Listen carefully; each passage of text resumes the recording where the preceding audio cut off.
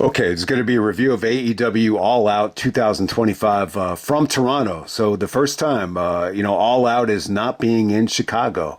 So we go to Edge's hometown of Toronto, and he starts off the show teaming up with Christian. So we got Adam Copeland and Christian Cage actually taking on FTR, to start out the pay-per-view here. I think it was pretty good. It was definitely one of the best crowd reaction matches of the night. I'm a little bit disappointed with the actual match, though. When I saw that All Out was going to be in Toronto, a couple months ago, I really thought, Copeland and Christian, going up against FTR, could have main evented the show. It probably needed the tag team titles to do that if it was going to get the main event. So I was a little bit surprised that FTR didn't win the belts at Forbidden Door, because that would have, made this match feel a little bit more special. So it's funny, they chose to put the championship match in a multi-man ladder match in the double main event, which was cool. But, I could definitely live without this being for the championship. Let me make that point. I'm just a little bit underwhelmed, with the match. I just thought, for the most part, I think the aftermath and, a lot of the booking here, with Beth making the big surprise and, Mother Wayne coming out with Nick and Sabian and just the way Stokely was used. There's just a lot of, shenanigans and a lot of, stuff going on, especially with the aftermath, that I think, took away from it a little bit. I mean, it was definitely fun. It definitely had some fun moments. I think everyone's going to, remember, Edge paying tribute to Cena. If you saw the SmackDown match that Cena had with Sami Zayn, he did a tribute to Edge, which they ignored. They tried to sell it like, Cena was paying tribute to Roman Reigns.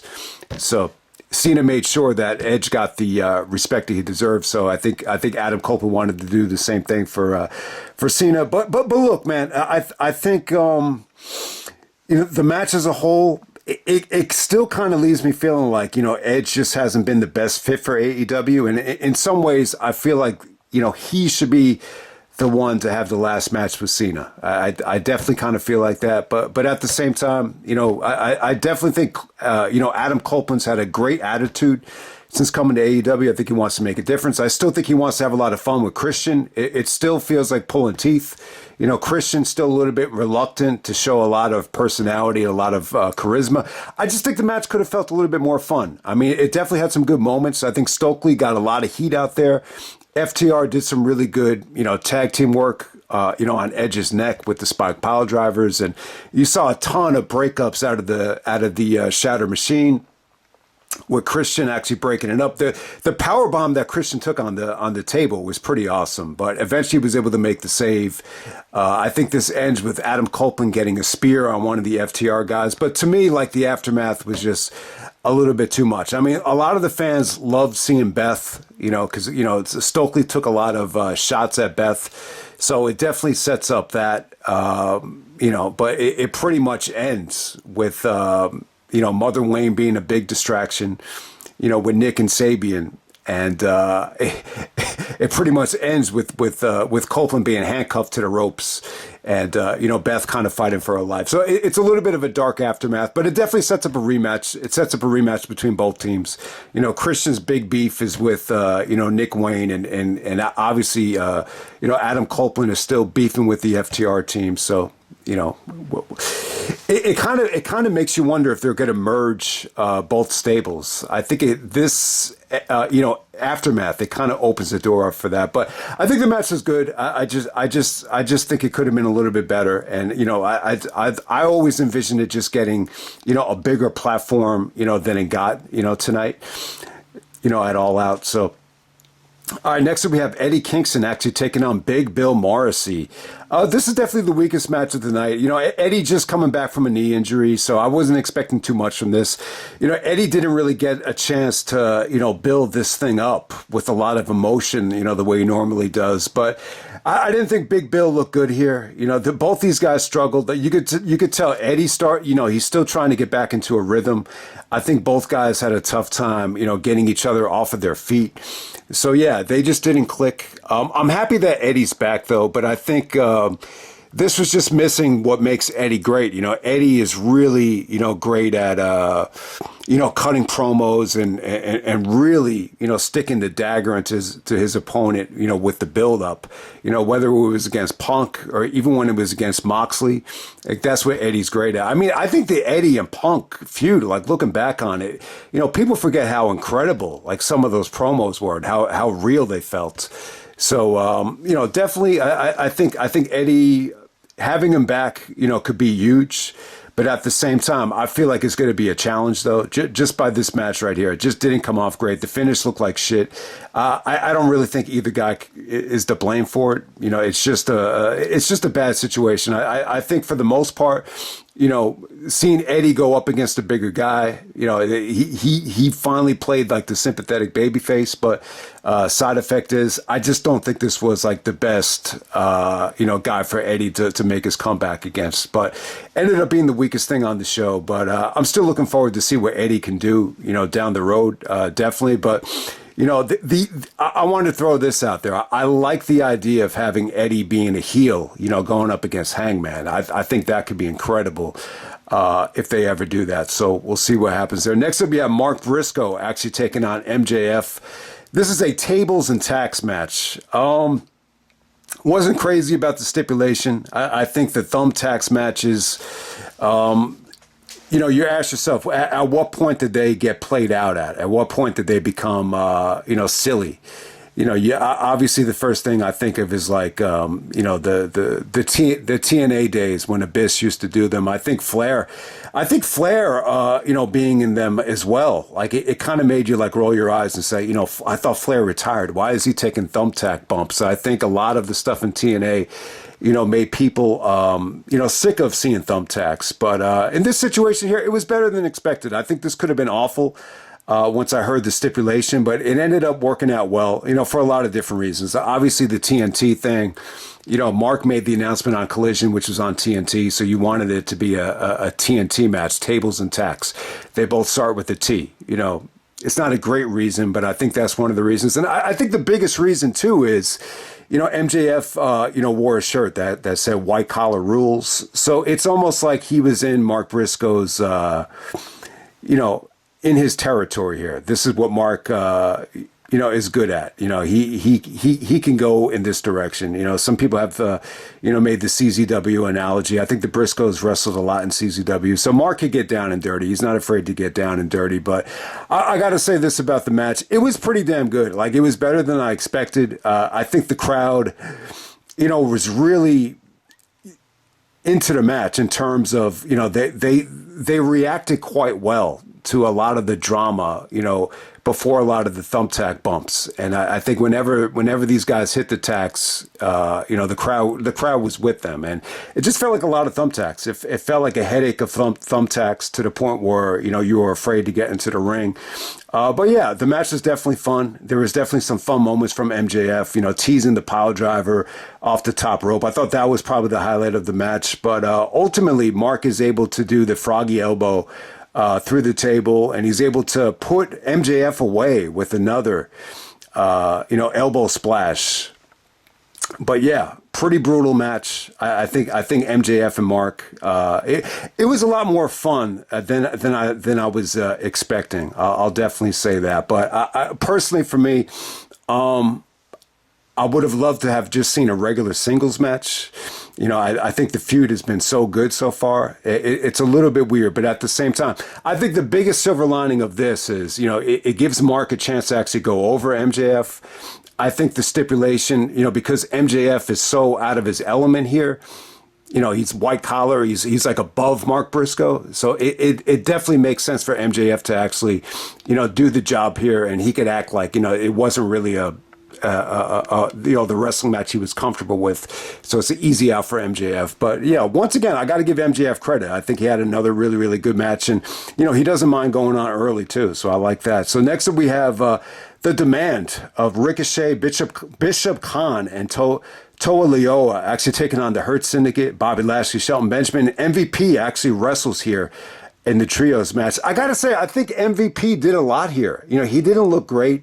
If you haven't seen MVP in a while, you say to yourself, all right, he just doesn't look like he's moving that well. He looks like he's a little bit broken down, but he definitely had some good moments. Danielson on commentary really put over, the blood sport stuff and the jiu-jitsu training that he does. So I think he had a lot of good moments here. Shelton had some great moments. If you're a Shelton Benjamin fan, definitely check out the match.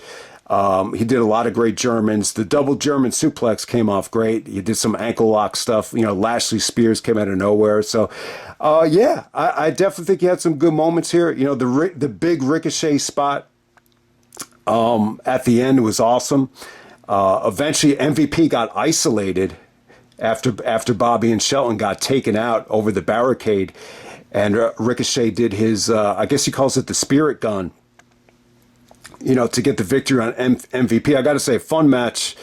It definitely could have been on TV, but look, the Ricochet MVP beef with the Hurt Syndicate, it goes back a long way. They got history going back to 5 years ago in the Thunderdome, believe it or not. So I didn't mind this at all. It was a nice little victory for Ricochet and his stable right there. I think everybody looked impressive for the most part. I didn't have a problem with it at all. All right, next up we have Mercedes Moné actually taking on Riho for the AEW TBS Championship. A little long, man. 16 minutes. I gotta say, I was expecting this to be better. Let me say this about Mercedes' entrance. I know a lot of people love the fact that she's coming out with the belts and, pushing the industry forward, and it feels a little bit fresh. I think the problem with all these belts are, she lost to Toni Storm, and she's not the champion. So, for as good as the entrance was, they lost the crowd here. And I think a lot of it just has to do with, I think the fans just don't see her as the champion. It just feels like an ego championship. She's the TBS champion, and she has all these different belts from all these different promotions. I mean, the entrance is cool. In this situation, it's almost like you have these male strippers or male gigolos, almost half naked, wearing the belts. Maybe next time they could get like 9 guys with beer bellies. That would be a lot of fun. I think they did women at Forbidden Door, if I'm not mistaken. But Mercedes and Riho, look, I thought this could have been a great match. I think both women are in great shape. Riho is so light that, Danielson made a great point. He said, this is one of the rare instances where Mercedes has a, strength advantage, because most of the time, she's wrestling girls that are, a lot heavier than her in terms of body fat, in terms of just weight. So I was expecting, more fluidity in this match, just more back and forth. I definitely think this could have been, possibly one of Mercedes' best matches since she's returned. I think it definitely had some good moments. The Meteora stuff, was great. The double stomps by Riho, were really, really good. But in the ring, I was just a little bit disappointed by the crowd reaction here. I just think the crowd just didn't give a fuck about this match. I don't know what it was. I mean, the ending was okay. Mercedes showed a ton of frustration because she was unable to pin Riho, and then she got frustrated and, pushed the referee away and raked Riho in the eyes, and then she hit a series of moneymakers to put Riho away. So, yeah, I think it was okay. I just think it was a little bit underwhelming, and I think more so than any other match on the show, I just think this dragged, to be honest with you. Next up, we got Okada taking on Takeshita and Mascara Dorada. This is for the AEW Unified Championship. Awesome match. I would definitely say the second best match of the night. Look, I love what they're doing with Okada and Tequesta right now. They're building it up slowly. All right, so Okada, Don Callis was great on commentary here. Danielson and even Excalibur was like, how do you explain the tension and the beef between Okada and Takeshita? And he kind of downplayed it, said it's all about competition. He said Okada is the senpai to Takeshita right now. He's almost like the understudy, while Okada is the more decorated athlete. And he's just kind of waiting his turn. And at the same time, there's some friendly competition between them. So it was good. If you haven't seen this match yet, I would definitely compare it to, Kurt Angle versus Chris Benoit versus Rey Mysterio from San Diego.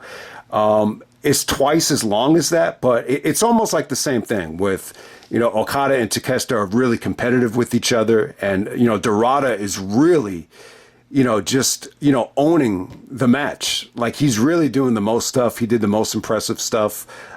He really was used to kind of keep them separated because, we all know Okada and Takeshita. This could be a Wrestle Kingdom main event. This could be, a main event on AEW. Who knows? But they're definitely, slowly building it up. The side effect of it, though, is it made this match too predictable.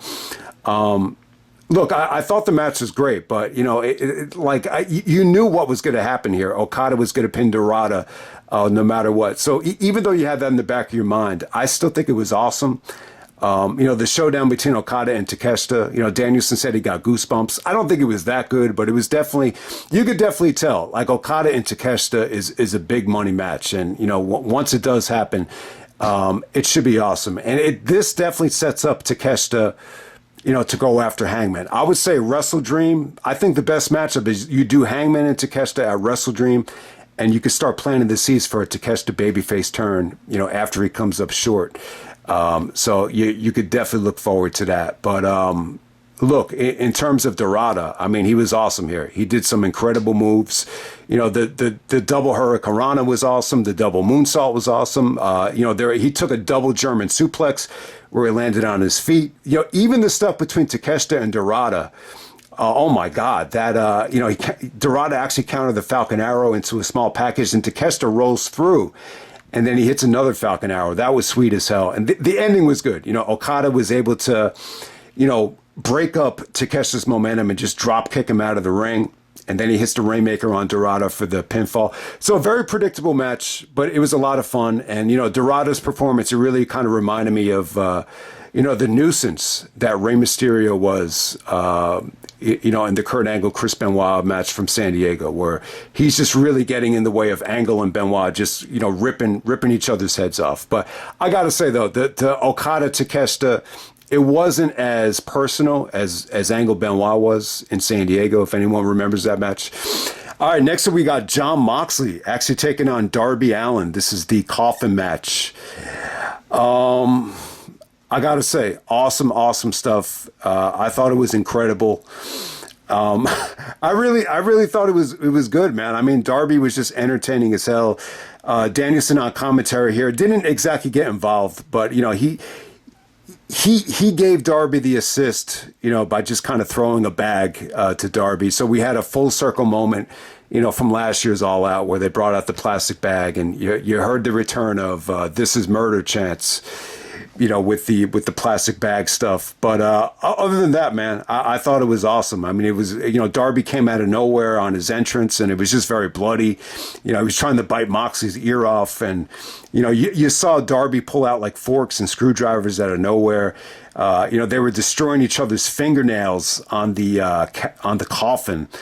It brought back some bad memories, man. I got to warn people, man. You got to be careful, like when you shut those coffins or, car doors or even sliding doors, you'll get those fingernails where they get all black, and it just takes forever for the nail to grow back. So it kind of reminded me of, just a lot of nasty moments here. But I got to say, man, Darby was awesome. The way he used his body as a missile, to tope Moxley and they both collide on the coffin. That was pretty awesome. The coffin drop spot to Moxley was great. So yeah, I mean, look, I just think Darby is like the perfect opponent for Moxley. It was just very bloody. It was really, it felt like a fight. I'm trying to think here. So, yeah, I mean, look, all the Death Riders were out there, but it didn't really seem like they, were affecting the match that much. When Darby almost had this thing won with the, he's able to hit the code red after the, the suffocation spot. Pac comes out of nowhere. Pac makes his big return. First time you've seen Pac in a really long time. You almost forget that he's part of the Death Riders. I definitely think they've missed him. It definitely makes the stable a little bit more complete. Now that you got Garcia with the Death Riders and the return of Pac, it finally feels like they have a very nice crew in terms of, charisma. They're still lacking a little bit, but I think Pac's return was awesome. Just the way Darby, was gorilla pressed onto the coffin was fucking incredible. And once again, Darby just, it's just unbelievable. The chances that he's able to take out there and just suck it up. But man, a lot of emotion here too. I've never seen, this type of beating where Moxie's like beating the crap out of Darby and he's telling them that he loves them too. Danielson was great on commentary tonight. I would definitely give him an A+. I just think that there are times where I think they're a little bit too reliant on him to sell a lot of the storylines. So eventually I think they do run into trouble, especially with this Death Rider stuff. But at the same time, I think Danielson definitely elevated, the show, for the most part, and especially maybe the highlight of the Darby match where he said, I said I wasn't going to be biased, but fuck that. He's like, let's go, Darby. I thought that part was awesome. And he was definitely incredible, in the main event as well. So I wanted to shout out Danielson. But yeah, Darby and Moxley, hell of a coffin match, no doubt about it. Next up, we got Toni Storm taking on Kris Statlander, Jamie Hayter, and Thekla. This is for the AEW Women's World Title.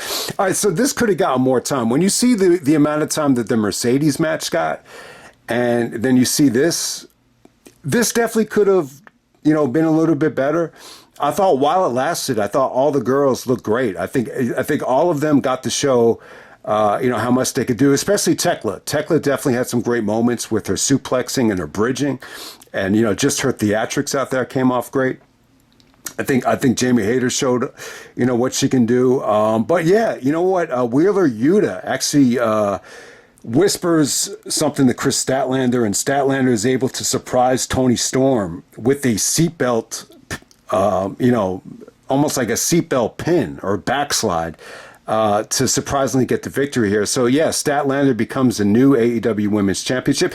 It's just kind of weird to see Toni lose it in this situation, but it was unique though. It was something shocking.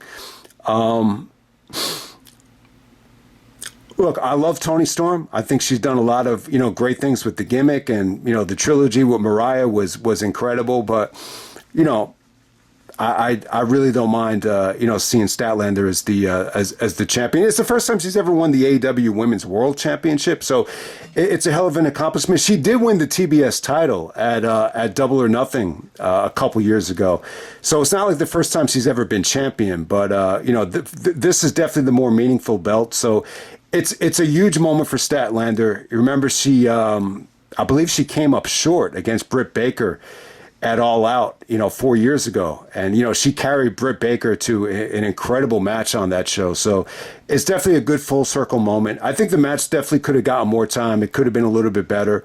It's a little bit baffling that a four-way women's match gets less time and it's the more credible championship. But look, I think all the women definitely looked very, very good, for the amount of time that it got. Maybe there was this fear that, the women would get a little bit lost, with a match that was a little bit overbooked and that long. So maybe that's the thought process there. Okay, next up is the four-way ladder match for the AEW tag team titles. We got Brody King and Bandito, the tag team champions, taking on the Young Bucks, Jet Speed, and the Don Callis family of Hechicero and Josh Alexander, four-way ladder match.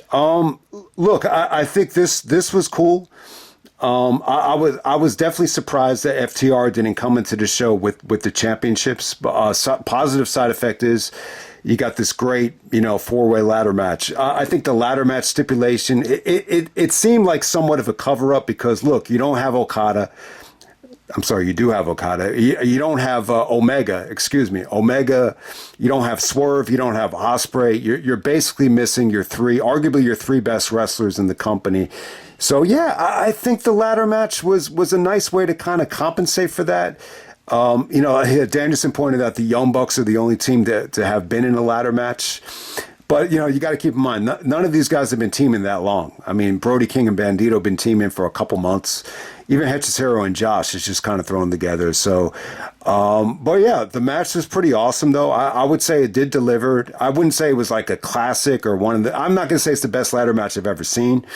But look, I think there's a lot to like about it, though. The Young Bucks really...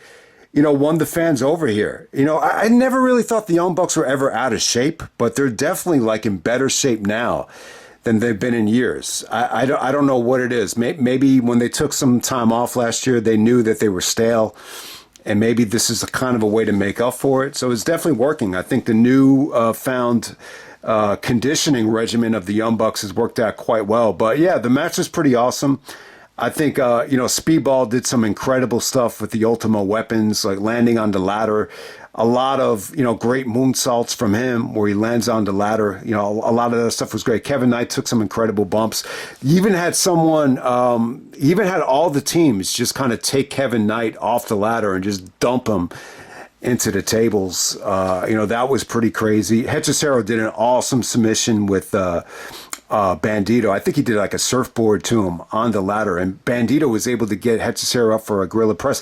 Bandito's strong as hell, man. He was awesome here. But Bandito probably had the spot in the match, though. Brody gave him the ladder, and he was able to moonsault the ladder onto everybody onto the outside. That was pretty fucking awesome. I mean, I don't think the ladder match stipulation really, was befitting of guys like Josh and Brody. But they definitely had good moments.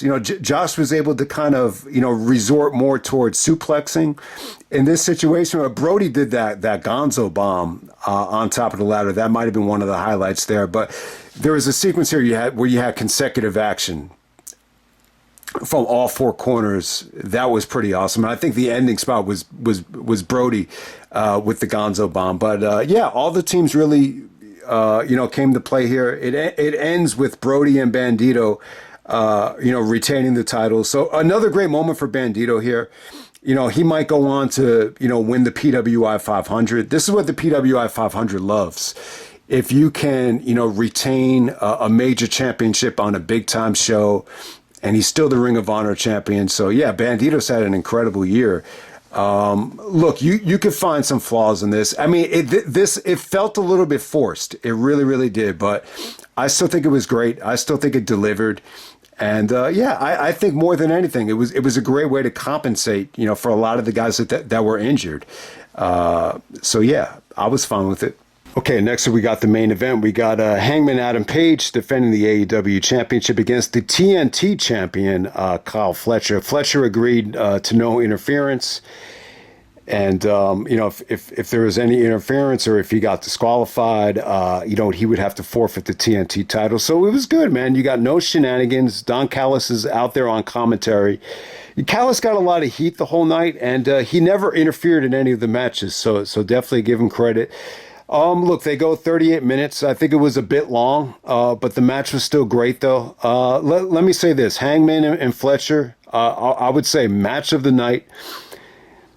Great main event, one of the best matches of the year. This blows away the WrestlePalooza main event. This is an example of two guys leaving it all in the ring. I love Drew McIntyre. I really do. But I did not feel like him and Cody delivered, considering how hyped the fucking show was at WrestlePalooza. That's the bottom line. But this was awesome. This was two incredible athletes. Look, I know the build-up here, wasn't for everybody. There really wasn't much of a build-up other than Hangman telling, Fletcher that he's not ready. And then Fletcher basically said, my prime is right. My prime is whenever I want it to be. My prime is now when I'm 26 years old. 26 is fine. At 26 years old in real sports, it is considered your prime. Wrestling is a little bit weird. There are times in wrestling where it takes guys a little bit longer to reach their prime. But I definitely think Fletcher is ready.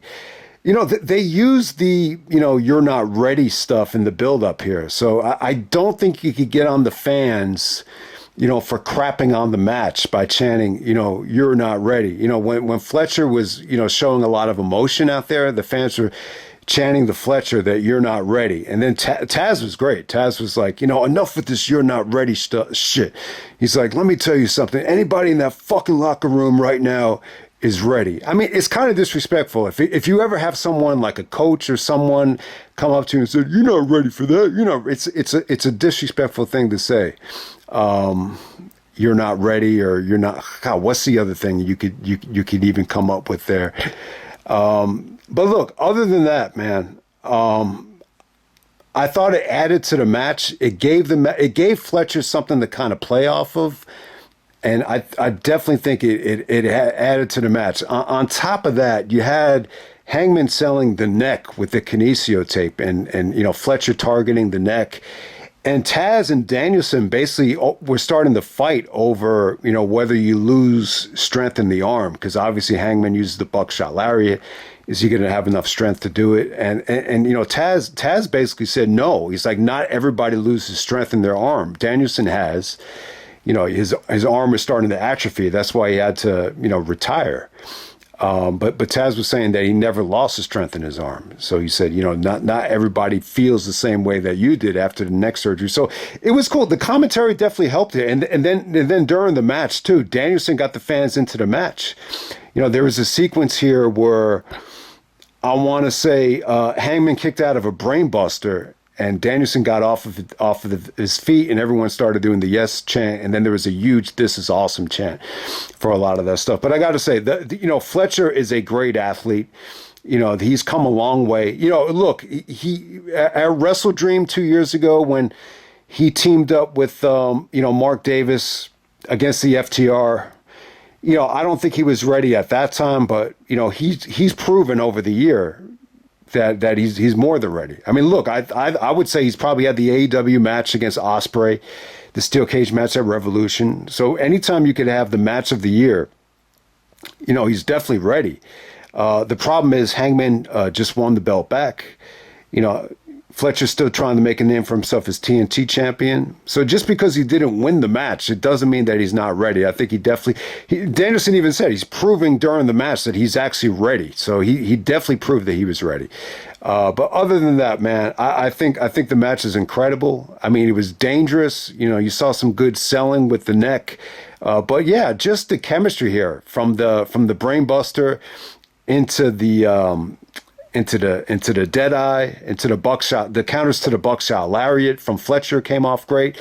I gotta say, man, you know, Fletcher's bumping here, you know, he took some incredible bumps. I mean, the setup, there was a table setup which he tried to use, it backfired. Then eventually Hangman did the red eye through the table, and it looked rough, man. I think the table bump looked rough.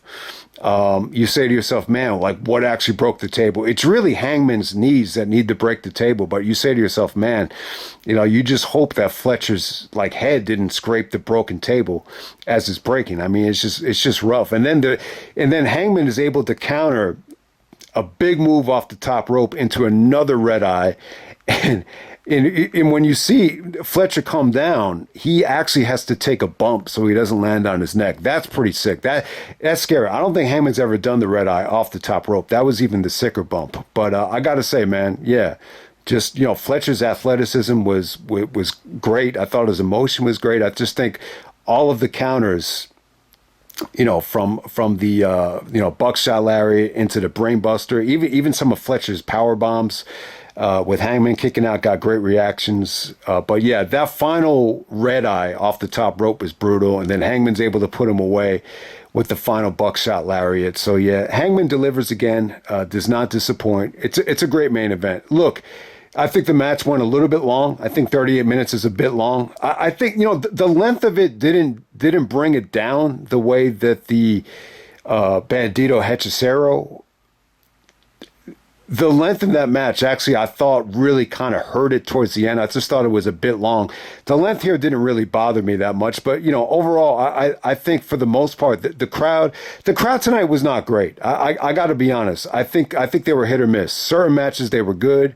I think for the main event, you could definitely feel it in the crowd that they were a little bit burned. You know, 5 hours plus it's a bit long, so it definitely there was definitely a lot of crowd fatigue here, but overall, even with a lackluster crowd, I still think this is an incredible main event. You know, the crowd definitely had their moments tonight. I think that's what I'm saying. But look, am I going to come away from this show saying, "Oh, Toronto is an amazing crowd, Chicago is an amazing crowd"? It just felt like another AEW crowd. I really don't think like you can. It's very, especially in the United States now, it's very hard to differentiate the crowds like it was in the past. Toronto's always been a little bit weird. You know, Jerry Lawler used to call them Bizarro Land for a reason, but, you know, they've always been quicker to the punch at, you know, turning on guys or cheering guys. But I just don't get that anymore. They just feel like a regular crowd. But yeah, I think All Out was pretty good. I mean, it had a lot of depth. I think it's an impressive show considering, you have arguably your three best wrestlers are injured. Omega, Swerve, and Ospreay are not there, and the show was still pretty awesome. The reason why this was so good is, you didn't have like that multi-man match that you had a Forbidden Door, that you had a Double or Nothing, Anarchy in the Arena, the Lights Out Steel Cage match where it's 5-on-5. This one you could just focus on, just giving the show some depth, and it ended up being pretty awesome. But overall, I got to say, I'm just, for as good as this show was, I still feel a little bit negative about the weekend, though. I really do. I think WrestlePalooza was a huge, shot to the gut for me.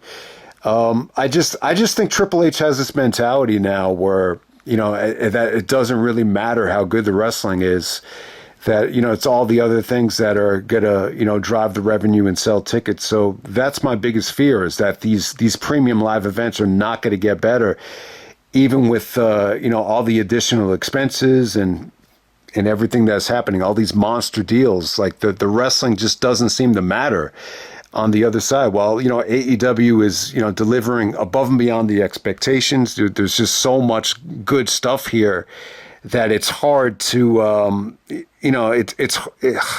really is like it's exhausting to sit through, but the quality is there. I mean, the fucking wrestling quality is amazing here. Not every single match, got a great reaction tonight. You could definitely feel some fatigue in the crowd for the most part, but yeah, I mean, look, I definitely think AEW won the war in terms of, what was the better show, but I just don't think it's really worth mentioning. It doesn't seem to really matter, how good the show was in a lot of fans' eyes. And I know there's going to be a lot of people out there that didn't spend the money on it or don't even care about it. But yeah, in terms of AEW, I think the show was still great. I'm not going to say this is the pay-per-view of the year. But it was still great, though. It was still like another just quality AEW pay-per-view with a lot of great depth. I think the most impressive thing is it delivered, despite some of the injuries. And it's the first one on HBO Max. Let me just end by saying this. I actually did buy it on HBO Max with the discounted price. A couple things I noticed. Look, it wasn't a big deal. I don't think it's like worth asking for the money back or anything like that. There were just, several glitches. It was a little bit messy at times, and it was a little bit out of sync. You'll only notice it if you're like an audio technician. I've dealt with technical issues where I've had to fix them in the past. On editing software, and people wanted replacements for certain videos. So I'll probably notice stuff being out of sync more than most people, but you could definitely notice it, especially like when Danielson or Moxley was talking. It's more noticeable on the talking and the commentary than the actual wrestling, but it was definitely out of sync. So it was out of sync, and it was a little bit messy, but it wasn't like, it wasn't that annoying though. But I would just say this: for $50, $40, it just shouldn't happen again. So I understand it's the first time it was ever on HBO Max, so I'll give them a pass. But yeah, it definitely seems like a lot of the streaming companies are still struggling. Prime had the issue with AEW on the replay where it wasn't working. Ring of Honor had the technical issue with the, being incompatible with the browsers, so you had to watch it on the smart TV. And then, HBO Max definitely struggled with this. I mean, look, it wasn't, I'm just saying, it wasn't awful to the point where you need to ask for a refund, but the quality just wasn't a home run, in my opinion. It just, look, I'm not a huge fan of Raw. I'm really not. So I don't want to like praise Netflix for, anything right now. But I got to give Netflix the crown in terms of quality and lack of technical issues. I think they've been the best in terms of streaming service with the best quality. The quality was just insane for Netflix. I mean, I think the closest one to Netflix was probably All In with Prime Video. That was pretty good quality as well. But I've noticed the quality on Peacock, Triller, and even HBO Max, it's not as crystal clear as Netflix. And, there's definitely some technical issues with HBO Max tonight, but it's nothing really worth bitching about, though. It wasn't that bad. I would just like for it not to happen again if you're going to throw away $50 or whatever. But yeah, look, incredible show. Let me just end it right there. But for as good as All Out was, it didn't really make me feel that much better about the weekend. I just think that ESPN move, it's a huge shot to the gut. And Cena and Brock, I think that should go down as maybe one of the biggest letdowns in wrestling history. So let me just end it right there.